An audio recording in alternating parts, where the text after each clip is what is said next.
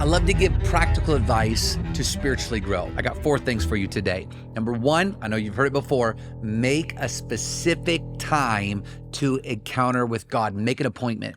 Be intentional about this. Write on calendars, put on your notes, have your Siri phone remind you, whatever you have to do, but get intentional as possible and prioritize it. So, imagine if you were meeting with a really important person or had an important date or job interview. You make sure that everything else moves for that. And there's nothing else that's more important than your daily time with God.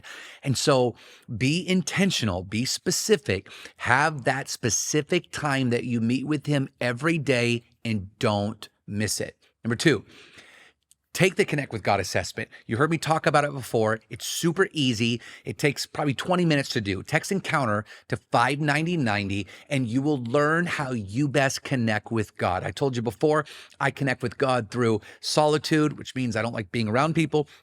Motion, where I go out and pray on the trail. You hear me all the time in my sermons talk about I was on the Trinity Trail, and people laugh and make jokes, but I say that because that's where I was when I heard God, because I was encountering God in my specific time, in the way I connect with God, and then He talks to me out there. So I say it like that because that's how it happened, because that's how I connect with God. And you will find the best ways you connect with God when you go through MC Connect. I promise you, it's a game changer. You can thank me later. Number 3, be teachable and humble. I found this. Those that want to spiritually grow, they grow because they're teachable. They're asking leaders, how do they grow? They're asking questions. Man, I love it when people ask questions when they want to spiritually grow because they're hungry for answers. Read books, talk to other people, listen to other podcasts, find spiritual people and learn from them, and then be humble about it. Humility is when you are learning from other people and you don't have all the answers. You've resisted pride.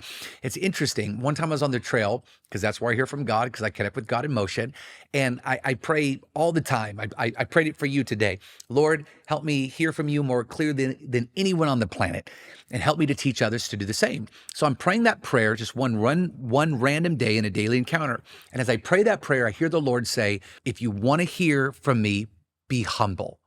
And instantly I'm reminded of Moses, who heard God talk to God face to face, but he's the most humble man on the planet.